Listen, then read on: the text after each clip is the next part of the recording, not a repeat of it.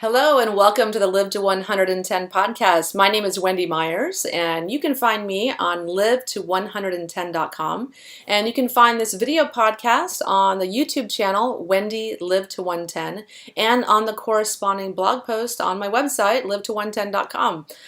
So I hope you want to live a long time because I'm going to be saying live to 110 over and over and over during the podcast. But today we have Ari Meisel on the show. I met him when we were both presenting at the Bulletproof Biohackers Conference put on by Dave Asprey last year. It was an amazing experience, and Ari Meisel was talking about how to automate your life, how to outsource, and how to optimize a lot of processes in your life to reduce stress. So I asked him to come on the podcast and talk about all his tips and techniques and suggestions, because all the tips that he recommended to me, I couldn't believe how much simpler it made my life and how much it did reduce my stress, just automating a few simple tasks in my life, even organizing your email a little bit better. And so I wanted to, have him come on the show to talk about how to do less to reduce stress. So please keep in mind that this program is not intended to diagnose or treat any disease or health condition and is not a substitute for professional medical advice.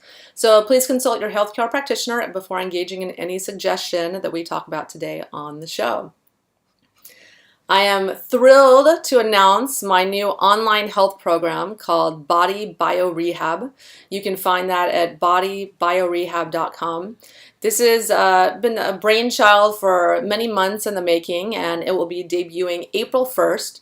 And we talk about a lot of heady concepts on the podcast, and it's really not everyone's taste. Some people just need to start with the basics. So I wanted to create an online basic program that goes over diet, supplementation, of course, detoxification, exercising, just be videos of me exercising, not exercise that's too stressful, just the right amount to keep your body fit in tone and get your circulation going. Additionally, we're going to be talking about how to reduce stress. I think stress is one of the number one killers in our society today, and that's what we're going to be talking about today on the show. So I'm really thrilled to bring this to you guys. It's just a simple online 30-day program, doing a 30-day paleo reset, and then transitioning into the modern paleo diet. And we'll be debuting a cookbook as well, the Modern Paleo Cookbook, so that you can cook all the recipes and the 30-day meal plan. So really thrilled to bring this to you guys. So if you want to sign up to learn about it when it launches, go to bodybiorehab.com and sign up. So today on the podcast, we have Ari Meisel. I want to talk a little bit about his background. He founded lessdoing.com, fantastic website. And in 2006, he developed a painful chronic autoimmune condition of the gut called Crohn's disease. After taking a dozen medications and several hospitalizations, he committed to doing whatever it took to overcome his disease. And I really commend him for that, because today he has been declared free of the disease. Through a combination of yoga, nutrition, natural supplements, and rigorous exercise, he was able to fight back the symptoms of Crohn's and now is free of the disease today. He also competed in Ironman France in 2011. That's some vigorous exercise for you. It's a very admirable feat. It's very difficult to do. And so for him, he decided that he needed to, when he was dealing with the disease, that he needed to reduce his stress as much as possible and organize his life. And while he was dealing with this, he developed a system called Less Doing. And through the process of data collection, self-tracking, and analysis, he developed a system called Less Doing at lessdoing.com. And this is a system of dealing with the daily stresses of life by, optimizing, automating, and outsourcing all of one's tasks in life and business. Now he focuses on achievement architecture, helping individuals and companies to be more effective at everything. Well, all right. Thank you so much for coming on the show. Thanks for having me, Wendy. It's a pleasure to speak to you. Yeah, so why don't you tell the listeners a little bit about, how you started lessdoing.com and, a little bit about your story. Sure. So I have been an entrepreneur most of my life, and for the last 14 years, I've been primarily a real estate developer. And 9 years ago, I was diagnosed with Crohn's disease, which some of your listeners may be familiar with, but if not, it's a chronic inflammatory condition that affects the digestive tract, and it's very painful. I was on a lot of medicine, and I got really sick, and after turning things around, through a long process, I got off my meds, and I was on my way to training for Ironman France.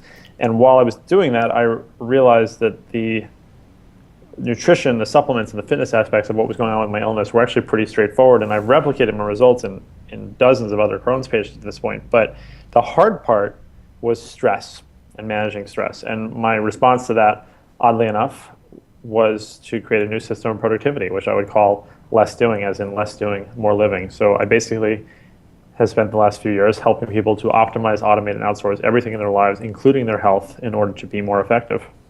Yeah, I loved your book. I first met you at the Bulletproof Biohackers Conference and saw your speech there, your presentation, and I was really taken aback because I thought, why hadn't I heard about these apps before and these useful tools? And I have to do all this stuff, and I started writing everything down, and I've implemented a lot of your suggestions, and it really has increased my productivity a lot and reduced my stress. Awesome. Because I have a website, and it's a tremendous amount of work managing employees, doing all this stuff. And for myself, I was at that point where I needed to start delegating and outsourcing and just, preserving every minute that I possibly could. Sure. Yeah. So I really found your website and your book extremely helpful. Thank you so much. So why don't you tell us a little bit about your book, Less Doing, More Living? Yes. So the book is called Less Doing, More Living, How to Make Everything in Life Easier. And basically it shows the 9 fundamentals of the less doing system, starting with creating, what I call, I use it actually, the 80-20 rule, but it's really about self-tracking and identifying the steps that we go through in the various processes in our lives through the external brain, and goes on to batching, organization, choosing your own work week is something I call really figuring out sort of your own biorhythms. And then it ends with wellness, basically, as the 9th sort of fundamental and capstone, because no matter how technologically efficient as you might be able to become, if you're not sleeping well and you're not eating right and you're too stressed out, you're just not going to be as effective as you can be. So there's a few others in there, but basically the book explains the 9 fundamentals of the system. Mm-hmm. And can you go a little bit into like the first segment? Your book's kind of about optimizing, automating, and outsourcing. Sure. Let's talk about the first concept, which is optimizing. Yeah, so it's the overarching methodology. It's sort of how I approach any problem, whether it's a business problem or a health problem too, and that is optimize, automate, outsource. And the reason that order is so important is that anybody can outsource anything nowadays. You can have somebody pick up your dry cleaning. You can pay somebody in a far-off country to do your copywriting. It's very easy to outsource, but the problem is that when you go to outsourcing first, you actually are not really making the process more efficient. If anything, it's kind of like sweeping the dirt under the rug. So everything begins with optimize, and for me, optimize is really about tracking, and in that regard, it's really about identifying how you're spending your time, your money, your energy, your resources, whatever they may be, because I feel like I've become like an overwhelmologist. Like every day I hear somebody is overwhelmed. And a lot of that overwhelm comes from simply being inundated with too many inputs and outputs and just not knowing what's actually happening. One of the questions I always love to ask people when I do a talk with a lot of people is I'll say, raise your hand really quickly if you can remember what you had for breakfast this morning. And usually everybody raises their hand. And then I say, okay, now do the same thing if you can tell me how many emails you sent last Tuesday. And nobody raises their hand to that. And the answer then is maybe that doesn't matter, but maybe it does, because that is your information that's happening to you. And wouldn't it be nice to be aware of the pockets of time that you spend most of your day or most of your time on email, or what your most productive days are and your least productive days, and the factors that go into that? Yeah, I thought that was really interesting, you talking about can you talk a little bit about segmenting your email and how you should go about and approach your emailing? Because I know for me, I'm addicted to my phone, and I literally answer emails all day long. I had still haven't implemented your suggestions. I need to do that. I'm going to be doing that soon. But it's amazing how long and how much time you can spend distracted and not focus on tasks that you should be doing because you're constantly wanting to get on your email. Well, the main problem with email for a lot of people is that they don't take the approach that you need to deal with an email only once. And to them, it's like, read it, think about it, come back to it. Maybe don't come back to it. That's just going to be there for later. It's a really, really bad approach. And the problem is that more and more stuff is being done by email, and even relatively socially disconnected people are getting a lot more email than they ever were before. So the email policy I have generally is what I call the 3Ds, which is that when you get an email, you can deal with it once, and you can either delete it because it's no longer relevant, doesn't require a response from you, or is simply spam. And the second one is to deal with it, and that's if you can deal with it right now, like in 5 minutes, then just do it now. Don't put it off. Don't come back to it. Just do it. And then the third one is the most interesting. Oh, and by the way, deal with it could include delegating it to somebody else or an assistant or whatnot. But the third one is to defer it. And deferring would be to put that email off out of your inbox, but pushing it off to a time that you can more effectively deal with it. And that's not procrastinating, which is just not wanting to do it. Deferring is taking an active decision to say, I can more effectively deal with this issue at this time. And the tool that I like to recommend for that is called followup.cc, where you can simply forward the email to any time period you want at followup.cc, and then it will come back to you at that time. Yeah, I actually heard you talk about that at your presentation at the Bulletproof Biohackers Conference. I thought it was so interesting because you do get all these emails that you have to address at another time, and it's difficult to keep track of 100 emails that have tasks attached to them, and it's nice to get a reminder. I thought it was a really, really useful tool. Exactly, yeah. Thank you. Yeah, so why don't you talk a little bit about the concept of automating your external brain? I really like this concept, and so how do you go about expanding your brain and using tools to help you to automate things? So the concept of the external brain is that the human mind is really, really good at coming up with ideas, but it's very bad at holding on to them, and even worse so at executing on them a lot of times. So you need a repository for all of these ideas, and you also need to create idea flow. So there's a number of tools that you could use for this, and in my opinion, none of them are going to be as good as something like Evernote. And Evernote is a free app or free web service, a free desktop app where you can keep notes of any form, whether it's writing, voice recordings, video, SoundCloud, anything you want, really. And the idea, though, with Evernote is to overuse it. It's a free resource, and you can just load in as much stuff as you want. So if you have an idea, you don't want to judge it, you don't want to hesitate, just get it out of your head.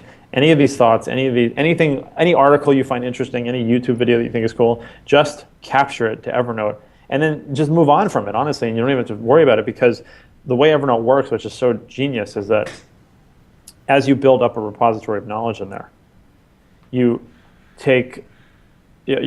start basically having more and more relevant stuff to what you're looking at. So from then on, anything that you clip or add to it, it will pop up and show you relevant notes from your Evernote. And the thing that's so powerful about that is that I may have had an idea 2 years ago and saw an article that I thought was interesting 6 months ago. And then today, somebody sends me a YouTube video that's really cool, and I save it, and it pops up and says, here's a note from your Evernote that you did 2 years ago and an article from 6 months ago that are relevant to what you're looking at now. And I might have my next business idea just like that. Yeah, I have to say Evernote has changed my life, and I started using it right after I heard your presentation. And because I'm constantly taking notes, and I was just doing it, in my phone, in the notebook on my phone. Mm-hmm. It's very inefficient. Evernote, you can take pictures of the web, little web clippings that you see on a website, what have you, an idea, something you like. It's unbelievable. And it really, for me, has made jotting my ideas down and organizing and being able to search them, and it made my life so much easier. Well, and the thing is, and even if you don't search them, just getting them off of your mind, it really does free up space for you to think of other things. And what I find with a lot of people is that they're so overwhelmed sometimes, or they're so in the dark about what they're actually using their brain for, that they don't even know what some of those possibilities are that they could be using their brain for. It's pretty awakening for a lot of people. Yeah, for sure, because I'm constantly coming up with ideas, but if I don't write it down, it's just gone. It's just gone forever. I can't recall it. And I think a lot of people have that problem, especially if they're really busy. There's just too much going on. I need to figure out a way to record all the conversations my wife and I have to Evernote so that I don't mistake things. Yeah, so why don't we tell the listeners a little bit about why you want to get a virtual assistant. I love my virtual assistant. I actually have 2 assistants that help me with various things. So why don't you tell people about actually how inexpensive it can be to get a virtual assistant and why you should get one? Sure. So are you using a service or using an individual? I found somebody on Odesk. Okay. Yeah. So I think everybody should work with a virtual assistant at some point in their life or their career, because it's an educational process for you in terms of how you effectively communicate your needs. And the thing is, proper delegation is kind of an art, and it's kind of a lost art, because like the ad executive dictating a letter to his or her secretary, probably his secretary at the time, doesn't really happen anymore. That kind of like, and dictation, by the way, in itself is a skill set that most people don't have anymore, to properly dictate something to somebody, where you're talking about, scratch that, reverse, go, all that kind of stuff. So when you're working with a virtual assistant, it's a really interesting parameter if you're dealing with somebody who you have never met and has no training in what you do. And in certain cases of virtual assistant service, like I'll recommend, you may never speak to that person again. That's a really cool parameter to put on you in terms of how to be more effective in the way that you communicate, and it makes you better. So basically, there's two kinds of virtual assistants: on-demand and dedicated. So you have a dedicated assistant, which is someone you're always going to deal with the same person, and they get to know you and they get to know your habits, which is great. But there's also another world of assistants, which is the on-demand type of assistant. And right now, the service that I recommend is Fancy Hands for that. And I don't know what their current pricing is, but it's very cheap, considered relatively speaking. And with an on-demand service, you have access to thousands of assistants in a sort of general pool. So you put out your task either by email or phone, and they pick it up and they do it. And if you have your processes well described, you can have anything done by an on-demand assistant. And I have not had a dedicated assistant in 3 years. And I do an average of 250 tasks a month. So the nice thing there is that with an on-demand service, I can issue 10 tasks in 10 minutes, and 10 different assistants will start working on it right away, and everything might be done in the next 20 minutes. Whereas with a dedicated assistant, he or she could definitely do that, but would have to do one, and the next one, and the next one. And you get 24/7 access, and you have people from a variety of backgrounds who may be able to provide some sort of inside knowledge to get that task done more effectively. But again, sorry, just keep in mind though that outsourcing is the last step, and a lot of times you don't even need to get there. I need to get me some Fancy Hands, because there is a bottleneck, and you have an assistant, they only have so many hours in the week, or maybe they may be working with other people, and sometimes I want to get more and more things done more quickly. So that's an amazing resource. Yeah, absolutely. So, so why don't we tell the listeners a little bit about what your favorite tools are? Some of the ones that you mentioned in your presentation at the Biohackers Conference, or just the ones that you like personally to increase and automate productivity. Sorry, you cut out for like in the middle there. What? Yeah, what are some of your favorite tools? Like some of your favorite ones to increase productivity and automation, and therefore stress. Sure. So followup.cc, I already mentioned. That's one of the top productivity tools that I like to use. And you can use that from any platform to never have to worry again about, did I follow up on this email and did they get back to me and whatnot. Another one, though, is Ifttt. And in that same vein is Zapier. They're almost identical services, but they work with different web services. And what they do is very simple automations. If this happens here, do this over here. It could be as simple as, if I change my profile picture on Twitter, then also change it on Facebook. Mm-hmm. Or more complicated, if I make a sale on PayPal, then add that person as a new contact to my Infusionsoft CRM system so that I follow up with them. Or if I add a file to this particular folder in Dropbox, then send an email to my copywriter in Malaysia to have them start working on this thing, whatever it might be. It's the kinds of things that would take you 45 seconds, maybe a minute to do yourself, but you're doing them hundreds of times a day. And this just saves so much of that effort. Plus, you can create these domino chains of things that happen, so entire processes can become automated. And that's sort of my playground. I love that kind of stuff and figuring out how to completely automate these processes. The most recent one was we have a babysitter. We have 3 kids, and we have a babysitter, but generally she's working for us during the day. If we need her to do something for us at night, where we're going to go out to dinner or out with friends, then it's sort of a special thing that I have to make her aware of. So if I put something in my calendar and I add the hashtag babysit, then a Fancy Hands virtual assistant will call her a week before that event to make sure that she puts that in her calendar. Wow. I love that. Yeah, and that probably takes time to get all those things in place. So I think that's interesting that you have to optimize first and figure out what you're doing, what you need done, and then follow through. And so how do you help people and entrepreneurs do that? What kind of programs or consultations do you do with people to help follow those steps? Sure. So I used to do individual coaching, which I don't anymore. I stopped about 8 months ago, and I switched to a mastermind coaching format. So now I have a couple programs. I have a boot camp, which is an 8-week online program where people can basically go through the fundamentals of my system, but the sort of updated version in person with me or on the phone. And then there's a mastermind coaching group, which is pretty small and very high level stuff that we get to work on. I've got about 10 or 12 individuals in that right now. And it's another weekly call with Facebook group where we're constantly posting about business issues, personal, relationship, diet, biohacking, all that stuff kind of comes up. And it's been really amazing for me because working in a group setting has been a really sort of eye-opener and educational process for me. And then right now we're planning this big live event in May 1st through 3rd in New York City, which is going to have Dave Asprey is going to be there as a speaker, Ben Greenfield, Joe Polish, Dean Jackson, and then me. And it's going to be a weekend where you will get such actionable stuff that you will be able to make your life more productive by the end of the weekend. And that's at lessdoinglive.com if people want to go check that out. And if they do, they can get a free 45-minute coaching call from one of my Less Doing certified coaches to get some real value. Yeah, I saw that on your website the other day. It looks really, really interesting. Yeah, I want to go to it. Please, yeah, we'd love to have you. So I heard you mention something in there where you said that your mastermind group, you're helping them with some relationship tips. Can we automate our relationship? Anyway. There are certain things, yes. There's a service called hassleme.co.uk. So obviously it's a British service, but you put in what you want to be reminded of, and then you put in an approximate number of days. So remind me to do this approximately every 7 days. You'll get an email after 5 days, another one after 9 days, another one after 7 days. And there's the randomized nature of it actually in some scenarios can help you get the thing done.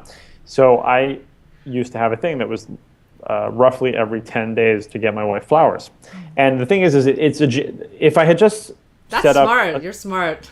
Well, there's a number of services that can send flowers, and that, I could say weekly, but that becomes a habit. That doesn't even become a habit. That becomes sort of less romantic, and it's something that I really do want to do, but I also don't want to make it a chore. So by having a randomized nature to it, that actually was really good. It was like a reminder, sometimes it would happen after 5 days, and other times after 10 days.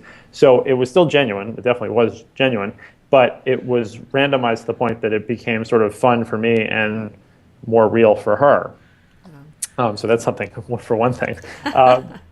But there's all sorts of psychology, biohacking stuff I get to. I think that if people meditate a little more, they'd probably be better in their relationships. Yeah. And I am not a perfect example by any means. No.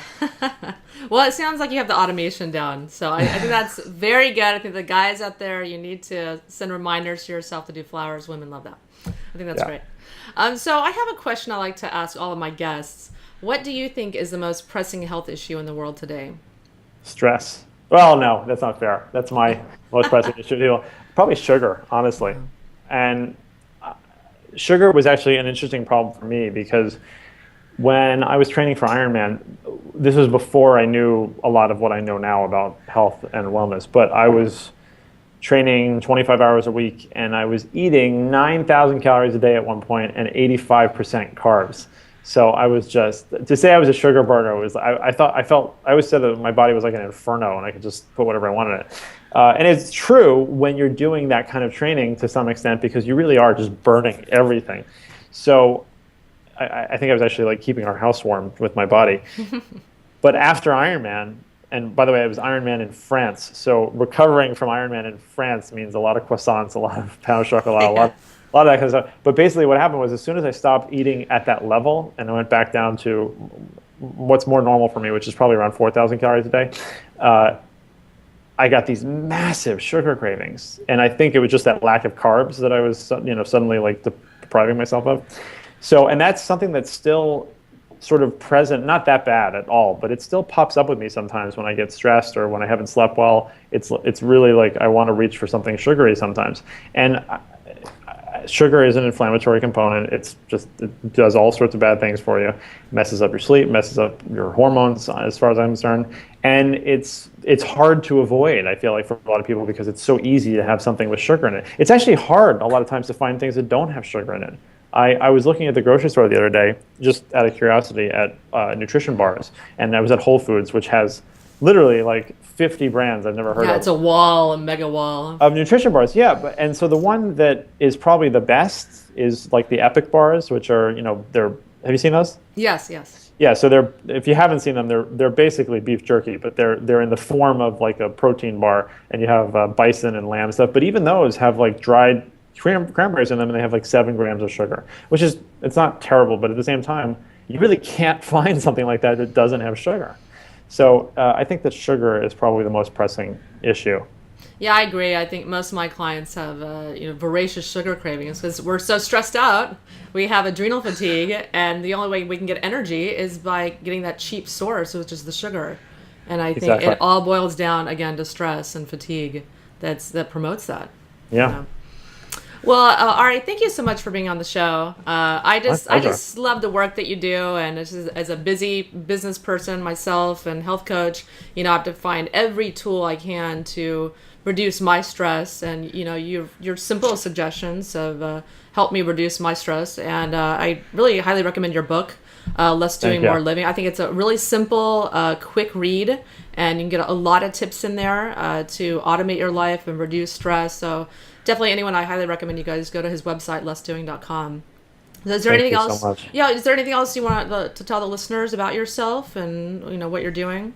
Well, this Less Doing Live event is really my big focus right now, and I'd love, even if you don't end up coming to the event, you sign up for one of those coaching calls. We get a lot of feedback that way, and I think it's really helpful with people that have been doing them. So, lessdoinglive.com, or everything else is at lessdoing.com, including my podcast. Okay, great. Well, thank you so much for coming on the show. Thank you. That's it. That's our show, folks. Thank you so much for listening to the Live to 110 podcast. You can find me on live110.com. You can learn all about how to heal your health conditions naturally, detoxification, all about eating a healthy diet, etc., eating real food. Go check out my new online program that will be up April 1st called bodybiorehab.com. Super excited about that to help as many people as possible. For people who don't want to do my Mineral Power program, maybe a little bit too much for some people. So the Body Bio Rehab will just be those baby steps people need to learn about a basic diet, lifestyle, and detox that they should be incorporating into their life today. Again, thanks so much for listening, and don't hesitate to give a review in iTunes for the Live to 110 podcast. I'd appreciate that so much. And again, thank you for listening. Treatment. So thank you so much for being on the show. Thank you for having me. So why don't you tell the listeners a little bit about why you went beyond your medical training to incorporate such cutting-edge techniques into your medical practice? Well, actually, I have to say I think it's more divine guidance than anything else, because I certainly would be one of those people that no one would ever believe would have been in a field like this. I have been a skeptic pretty much all my life, especially my medical career. When it comes to drugs, pharmaceuticals, anything, I want proof, I want research, I want data, and I simply don't believe things that people say. But if it weren't for my partner, Dr. Judith Bowman, a very no-nonsense physician, I don't think I'd be here. She introduced me to this field at the original, now closed, Ifttt Treatment Center. And when I got there, I interviewed, and I saw people who literally were healed from schizophrenia, bipolar disorder, ADHD, autism. I saw these folks losing their diagnoses without any medication whatsoever. And I sat back and I said, now, wait a minute. This has got to be either the biggest sham I've ever seen in my entire life, or this is something absolutely so cutting edge that I've got to be a part of it. Well, I figured I could always go back to regular medicine if it were a sham. Well, let's just say it's been a good number of years since I've still been in this field. So truly it was because of what I saw. I saw it for myself. And even a real skeptic has to sit back and say, what I'm seeing with my own eyes and hearing certainly can't be a hoax. Yeah. I was very fortunate to be able to work with Dr. William Walsh and the people at the original Ifttt Treatment Center, which is now closed. But truly because of them, that's how I'm here. And he's very influenced by hair mineral analysis and copper dysregulation and other issues. Can you talk about that and how you incorporate that into your practice? Oh, tremendously. What we've seen now is that truly analyses of chemicals that are inside the body, okay, are key in terms of determining what nutrient imbalances are present or not present. And most practitioners know and understand that. Hair analyses are actually elements that we use to complement as a secondary assessment what it is that we're seeing as the primary evaluation. You can find not just concepts about toxic metals or things along those lines. You can also really see issues involving malabsorption, issues involving hypoglycemia, issues involving vitamin B12 challenges. You can even get a glimmer into whether or not somebody has got yeast challenges, whether or not somebody is quite literally a potential bipolar individual, whether or not the diagnosis of ADD is correct or ADHD. And you can even determine whether or not someone